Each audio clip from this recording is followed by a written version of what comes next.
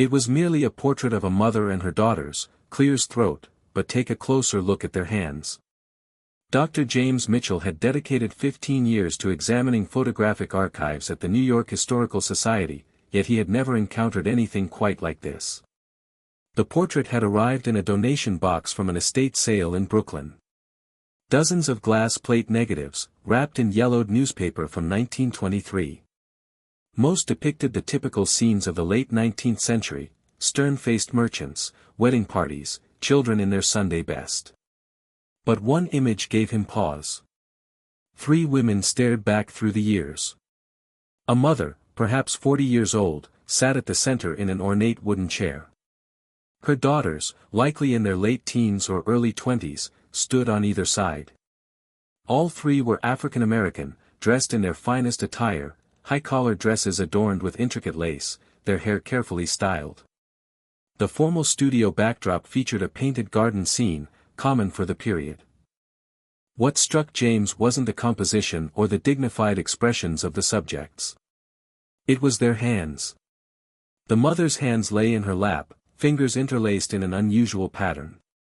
Her right thumb crossed over her left, with her index and middle fingers extended while the others curled inward. Each daughter placed a hand on their mother's shoulders, their fingers arranged in similarly deliberate configurations. James had studied thousands of Victorian-era portraits. Subjects typically kept their hands still, folded naturally, or resting on props. Photographers of that time demanded absolute stillness during the long exposure. Every detail was intentional. These hand positions looked too specific, too purposeful to be coincidental. He lifted his magnifying glass, examining the negative more carefully. In the bottom right corner, barely visible, someone had etched tiny numbers into the glass, New York 892247. Music, James couldn't shake the image from his mind. That evening, he returned to his Upper West Side apartment and spread his research materials across the dining table. He had photographed the glass negative with a high-resolution camera, and now the portrait filled his laptop screen in startling clarity. The detail was remarkable for 1892. He could make out the texture of the fabric, the small brooch pinned to the mother's collar, even the subtle differences in the daughter's features. But it was the hands that held his attention. He zoomed in until each finger filled the frame. The positioning was unmistakable. This wasn't random.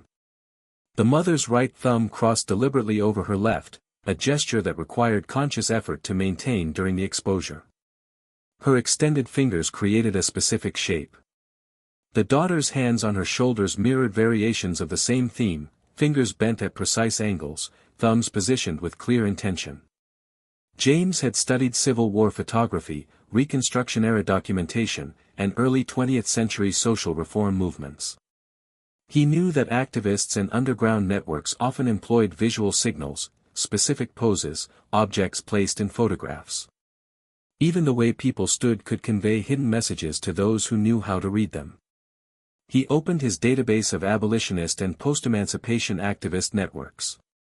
The Underground Railroad had used quilts, songs, and symbols. But this was 1892, nearly 30 years after the Emancipation Proclamation, 15 years after Reconstruction had ended. What network still required secret codes? His phone buzzed. His colleague, Dr. Sarah Chen, a specialist in African American history, responded to his earlier text, "Free tomorrow morning." "What did you find?" James typed back, "Something that might rewrite what we know about post-Reconstruction activism in New York. Bring your sources on property rights and documentation struggles." Sarah arrived at the Historical Society at 9 sharp, carrying a worn leather satchel filled with research materials. James had the portrait projected on the wall of the research room, larger than life. The 3 women gazed down at them with quiet dignity. "Look at their hands," James said, pointing with a laser pointer, every finger positioned deliberately. Sarah approached the projection, her eyes narrowing. She set down her bag and pulled out a thick folder. After Reconstruction collapsed in 1877, African American families in the North faced a different kind of battle. Not slavery, but systematic exclusion. Property rights, inheritance, even proof of identity became weapons used against them. She spread documents across the table, legal papers, city records, newspaper clippings from the 1880s and 1890s. New York wasn't the progressive haven people imagined. Black families struggled to maintain property ownership, establish businesses, prove legal marriages. Many had fled the South with nothing but their word. No birth certificates, no marriage licenses, no documentation. James picked up a yellowed newspaper from 1891. The headline read, "Property Dispute in Harlem, Family Claims Ownership Without Documentation." "Exactly," Sarah continued. "I've been researching mutual aid societies from this period. African American communities created networks to help each other navigate these systems. They pooled resources to hire lawyers, shared information about sympathetic officials, created their own verification systems when the official ones excluded them." "Secret networks," James said quietly. "Not secret in the sense of hidden," Sarah corrected.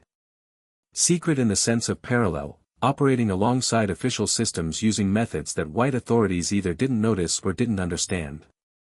James turned back to the portrait. "What if this isn't just a family photograph? What if it's documentation?" The etched numbers in the corner, New York 1892247, proved to be the breakthrough. After 2 days of searching through city directories and business records, James found a reference. Studio 247 belonged to a photographer named Thomas Wright, who operated from a building on 8th Avenue between 1888 and 1896. The address still existed, though the building had been converted into apartments decades ago. James stood on the sidewalk, looking up at the brick facade, imagining it as it once was.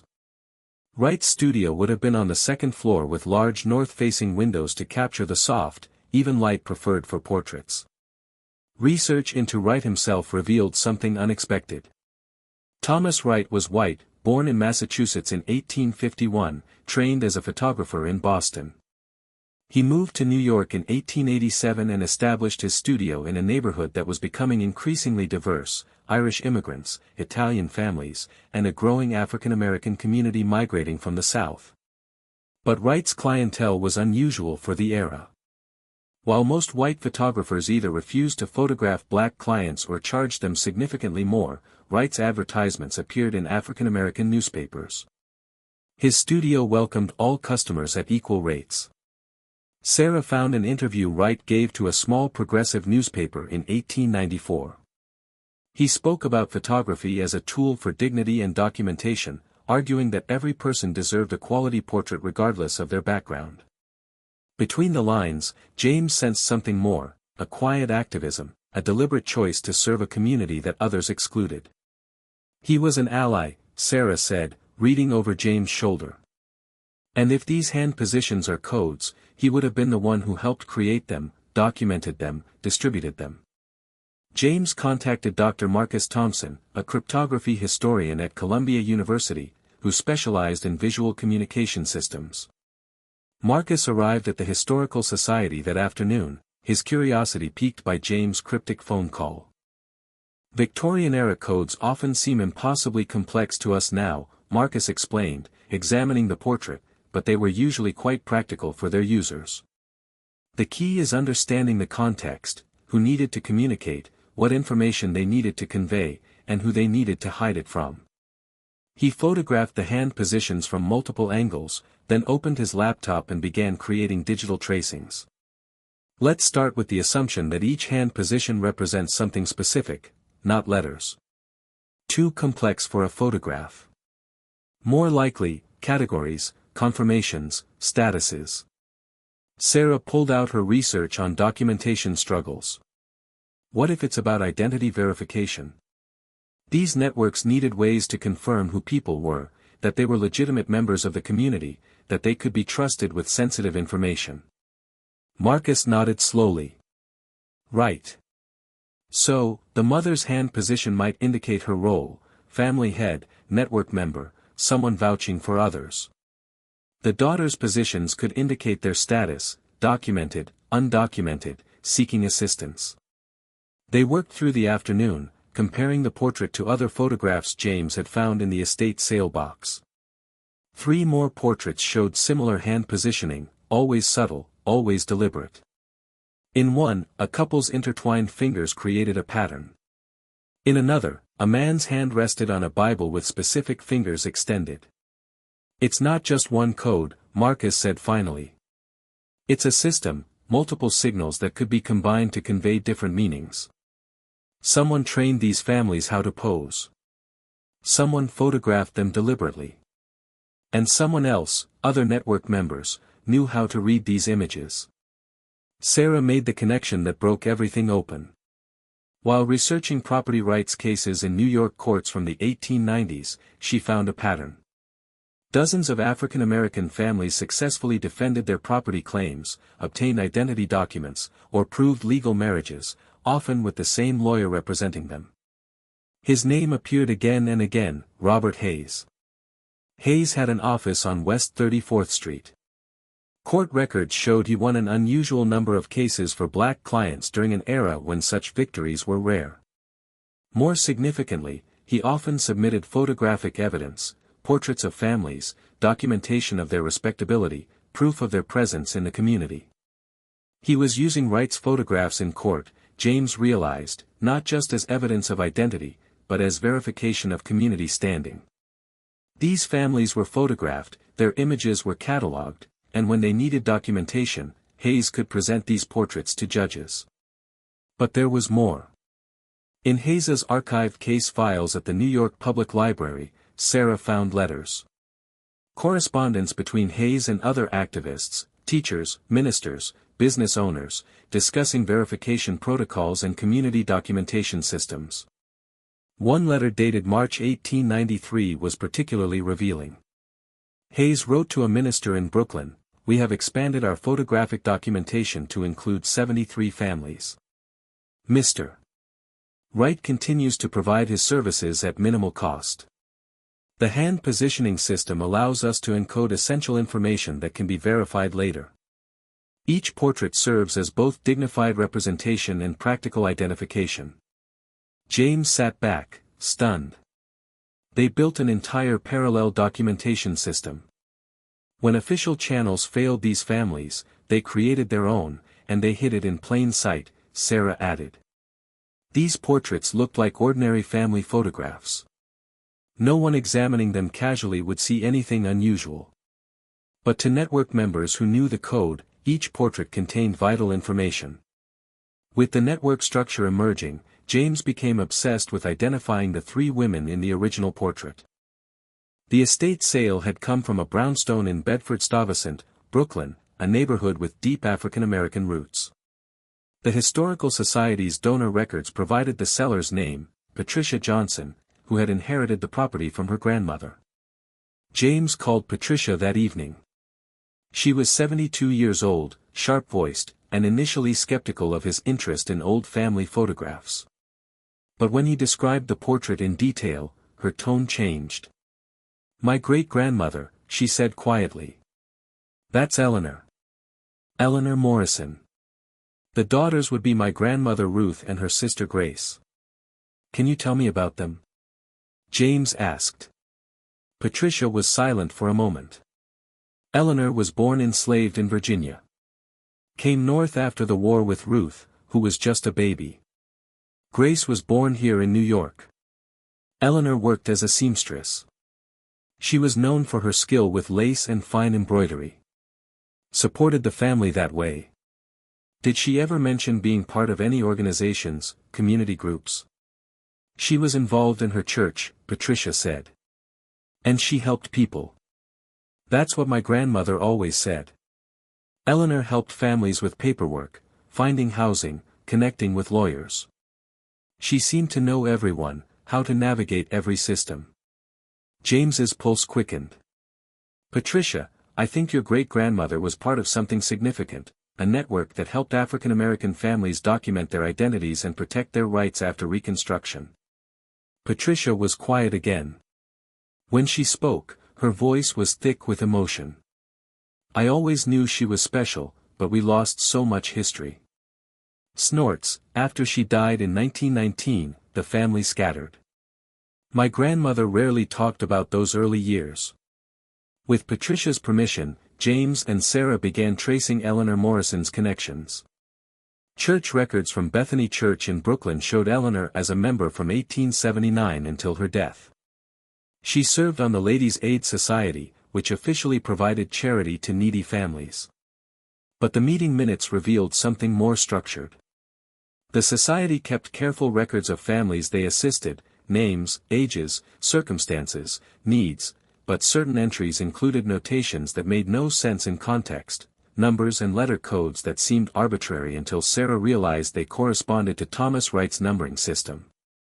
They were cross-referencing, she explained to James. The church society identified families who needed documentation. Wright photographed them with the appropriate hand codes. Hayes used the photographs in legal proceedings. And the church records kept track of everything, hidden in plain sight within charity work documentation. James found more photographs in Wright's archive. The Historical Society had acquired his entire collection in 1923 after his death, but no one had properly catalogued it. Dozens of portraits showed the hand positioning system, families photographed between 1890 and 1896. Each image carefully numbered, each one documenting people who had been systematically excluded from official records. They identified other network members, a teacher named Samuel Brooks who helped families obtain school records for their children, a clerk in the city property office named Mary Chen who processed deeds and made sure paperwork was properly filed, a minister named Reverend James Washington who performed marriages and provided certificates when official channels refused. Each person had taken quiet risks, used their position to help, operated within a system designed to exclude the people they served. Together they had created something powerful, a shadow archive that preserved dignity and protection when official America offered neither. 3 months into their research, James and Sarah organized an exhibition at the Historical Society. They displayed 20 portraits from Wright's collection, each showing the hand positioning system, each accompanied by the story they had uncovered about the family photographed. Patricia Johnson attended, seeing her great-grandmother's portrait properly honored for the first time. She brought her daughter and granddaughter. For generations of Eleanor Morrison's descendants standing before the image that had started everything. But the exhibition's most powerful moment came when other descendants arrived. James and Sarah had located families connected to 12 of the photographed individuals. Each had pieces of the story, fragments of oral history, old letters, faded documents that suddenly made sense within the network's context. An elderly man named Thomas Hayes stood before a portrait of his great-grandfather, the lawyer Robert Hayes, photographed with his hands positioned in the same deliberate code. "I always heard he helped people," Thomas said quietly. "But I never knew the extent. Never knew he was part of something disorganized." A woman named Grace Brooks examined a portrait of Samuel Brooks, the teacher. "My family said he was arrested once in 1895 for helping a family obtain false documents, but the charges were dropped. And looking at this now, I don't think the documents were false. I think he was helping people get the documentation they deserved but were denied." The New York Times covered the exhibition.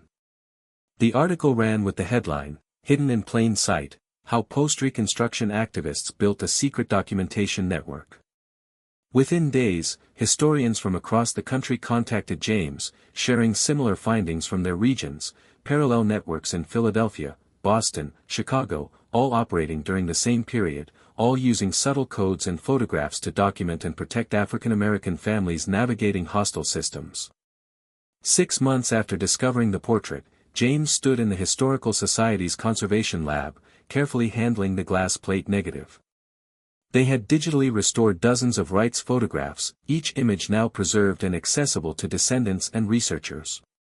The mother and daughter's portrait had become iconic, reproduced in textbooks, featured in documentaries, displayed in museums. But for James, its power remained personal. He thought of Eleanor Morrison, born enslaved, who had built a life of dignity and purpose in New York, who had helped countless families navigate a system designed to exclude them, who had posed for this photograph with her daughters, their hands carefully positioned in a code that would preserve their place in history. Patricia Johnson had donated Eleanor's personal papers to the Historical Society, letters, a diary, business records from her seamstress work. In the diary, Eleanor wrote about the photograph, "Had our portrait made today. Mr. Wright is a kind man, understands what we are building. The girls were nervous, but I told them this picture will matter. Someday people will see what we did here." She had been right. The photograph had mattered. It had preserved not just their images, but evidence of their resistance, their ingenuity, their refusal to be erased. Sarah had traced 63 families through the network, documenting how they had obtained property deeds, legal marriages, business licenses, and school records, fundamental rights that should have been automatic but required elaborate workarounds to achieve. The network had operated from approximately 1888 to 1897, helping hundreds of families before gradually dissolving as some activists died, others moved, and new systems emerged. Thomas Wright had died in 1923, his contribution largely forgotten. Robert Hayes had continued practicing law until 1910. Eleanor Morrison had lived to see her daughters married and established, her work continued by others.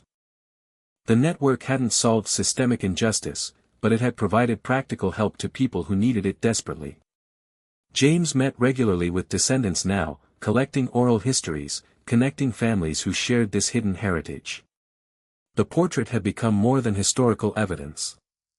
It was a bridge between generations, proof that their ancestors had been resourceful, connected, and determined to create justice when official America denied it.